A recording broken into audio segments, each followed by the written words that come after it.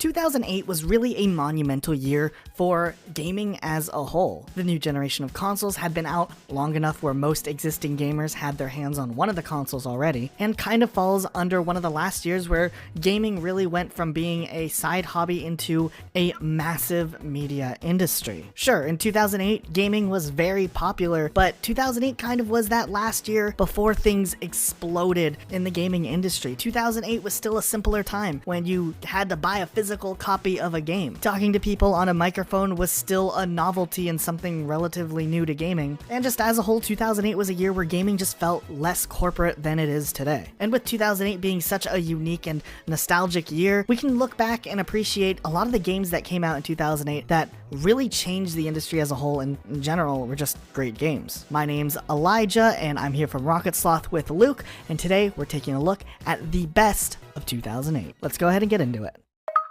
First up, 2007, the year before this, was huge because Call of Duty 4 Modern Warfare came out, and for majority of 2008, Call of Duty 4 was the go-to game that people were playing. It had DLC that released a couple of new maps, which wasn't something that was very commonly done in video games at the time. Sure, Halo 2 had done it, and Halo 3 would do it too, but this was kind of the first time we saw DLC in a Call of Duty game in this fashion, and it was really cool just because the game was so highly competitive. Later that year, Activision would release Call of Duty World at War, which took all of the things that really worked in Call of Duty 4, like the introduction of Create a Class, the map layouts, and having the options for ranks, prestiges, and just in general that camaraderie that was between players in Call of Duty games back in the day. Sure, there was some trash talking, but it wasn't as crazy as it would get in later years. Call of Duty World at War was probably one of the most influential Call of Duty games to date. It proved that the Call of Duty 4 foundation could be repeated in future sequels. It really pushed the boundaries as to what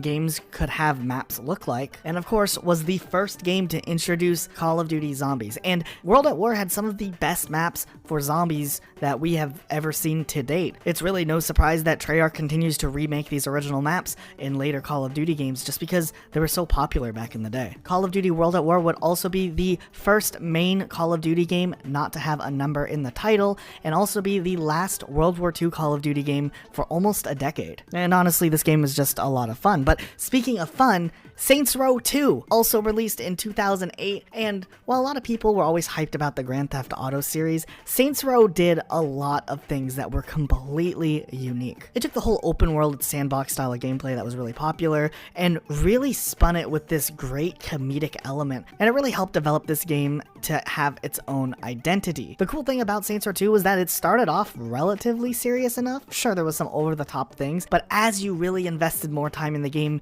you kind of got to realize how hysterical some of the situations that your character was getting into, or how some of the storylines or cutscenes played out. There were 3 rival gangs, and you could really approach the story in any way you wanted, conquering whichever gang in whatever order you wanted. But it was really also nice that at the end there was kind of a final ending that tied everything together, and it made the story feel more monumental. The city of Steelport was also really cool, and just the creative things they added to this game, like being able to car surf or just go anywhere on the map that you wanted to go right away, was really cool, because in Grand Theft Auto, typically you would have to beat a big portion of the story before unlocking more of the map. But in this game, you just had the whole world right away, and you could go do whatever you wanted. And Saints Row 2 was just a lot of fun for that, and the co-op mode was just great. Fallout 3 also released in 2008, and it completely overhauled the Fallout series as a whole, but it also paved the way as kind of a new approach that Bethesda did with their games moving forward. It really was a fresh take on the RPG genre, and obviously a lot of elements from,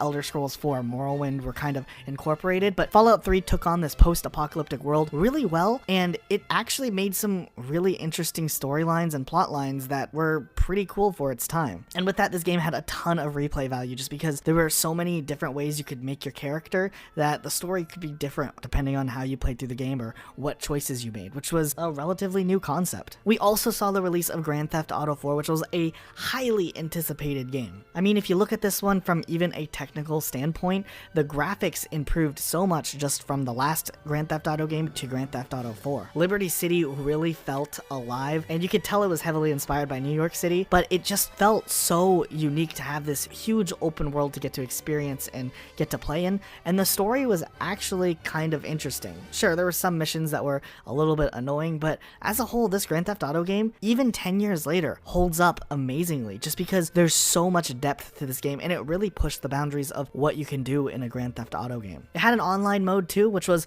pretty fun to just get to drive around and do little games and whatnot. It wasn't nearly as big or OP as Grand Theft Auto 5, but it was still fun in its own right, and I did put quite a bit of time into Grand Theft Auto 4's online. If you're big on racing games, Burnout Paradise also was released, which was a pretty big deal. This game just looked great, and it was a really fun racing game that was open world at the same time, and it had a really big following for years even after this game released, to the point that on its 10-year anniversary they remastered it. You never really hear about racing games getting a remaster, and it just shows how much people loved Burnout Paradise, where they were like, this one needs to be remade or remastered, and that's pretty cool. We also saw the final Tomb Raider game in the second Tomb Raider trilogy with Tomb Raider Underworld, and it actually was a time back then where Tomb Raider kind of was on the rise again with games being popular and actually being decent. It was kind of nice that this game kind of had some sort of closure to that Tomb Raider story, even though it would have been really nice to see a fourth entry in this timeline, but because of all the shuffling that the studio did, we never got to see that, but still, this was a pretty fun game across the board. And then we also had Star Wars The Force Unleashed, which was a really unique take on translating Star Wars into a video game. There had been a ton of Star Wars games up until this point, but The Force Unleashed really did a pretty good job with its physics engine and compelling story. This game also was going to be the beginning of a new Star Wars trilogy project, and it was going to take place between Episode 3 and Episode 4, but unfortunately, the last game got canceled when Disney acquired Star Wars, which is a shame because this game really did a great job at setting the stage for what could have been something really amazing. Before we get into the exclusives from 2008, let me tell you about some more multi-platform games, like for example Rainbow Six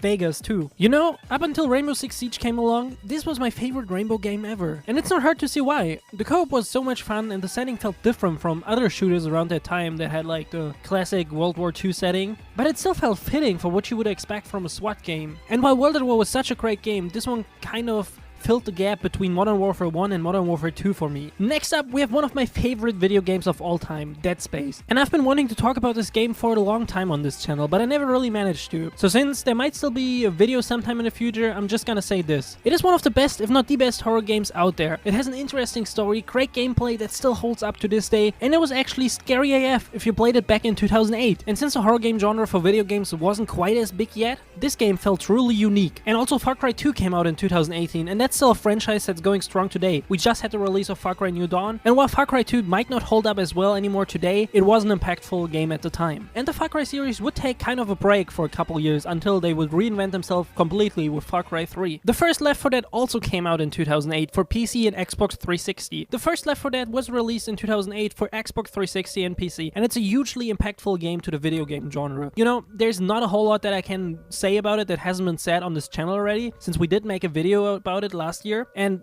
Left 4 Dead 2 might have been objectively the better game since it had more content and it included the first one, but this was just such an impactful game for like online split-screen co-op. It was just so good. Ooh, and then we got another game that released in 2008, Battlefield Bad Company. You know, Battlefield never really was accessible for console players before, with one exception. So Bad Company was the first Battlefield that released on Xbox 360 and PlayStation 3 exclusively, and was EA's attempt at directly competing with Call of Duty after their success with Modern Warfare. And I gotta admit, for a first attempt, they did a really good job. Sure, Battlefield as a franchise would never reach the height of popularity that Call of Duty eventually would end up getting, but this was one of the first games that made me and many others see Battlefield as a decent alternative to Call of Duty. They would go on to make a direct sequel to Bad Company and many other really good Battlefield titles after this, but the very first Bad Company will always be the start of that. Does anyone remember Command & Conquer Red Alert 3? It was one of the last good games in the series before they turned it into a shitty browser game and then into a shitty mobile game. Not even Diablo got that double hard of a treatment. Over on the Xbox side of things, We also saw Gears of War 2 and Fable 2 release as console exclusives, and they were both follow-ups to highly well-received games from years before, but also did things in their own way that really brought a ton of new players and a new following to both of these games. Gears of War 2 was really beloved by the community, and Fable 2 really expanded on a lot of the RPG elements that people liked from the first Fable game. We also saw Braid, which was one of the first indie games that became the highest rated title on Xbox Live for a while. This kind of introduced the concept of indie games, or indie games actually being good, onto the Xbox store, which really paved the way for other games like Super Meat Boy and Shovel Knight and Stardew Valley to have a chance to be developed and widely received. And over on the Nintendo side of things, Nintendo was already crushing it with the sales of the Nintendo Wii, so they didn't need to bring much if they wanted to have another good year. So they dropped Super Smash Bros. Brawl at the beginning of the year. Yeah, Super Smash Bros. Brawl, despite what people who are really hardcore in the community say, it was a pretty great game. It introduced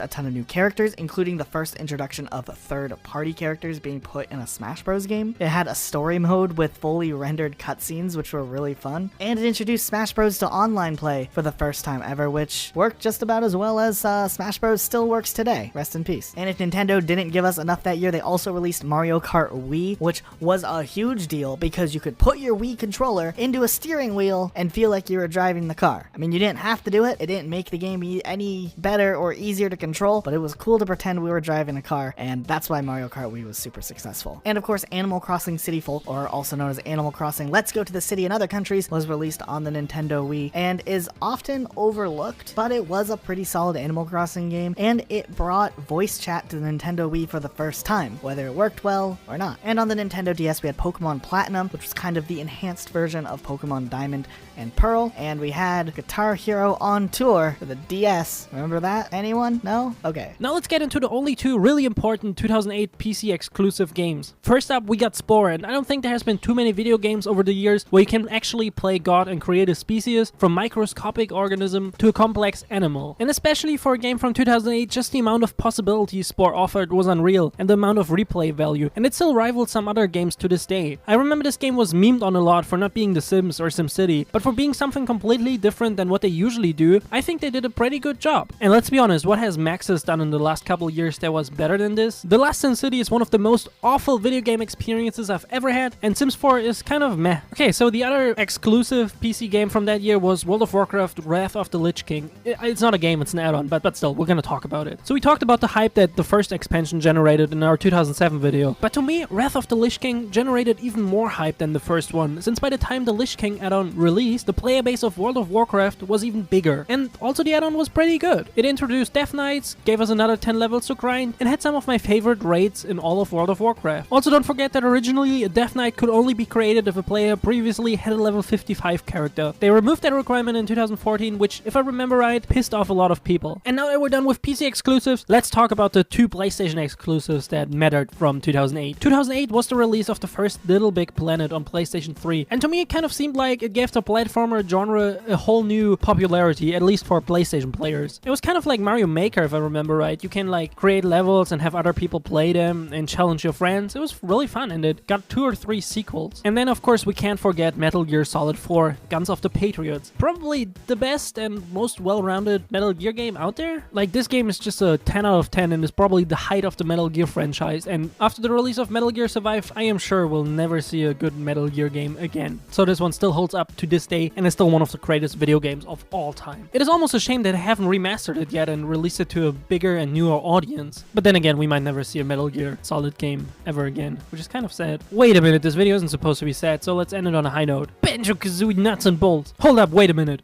There was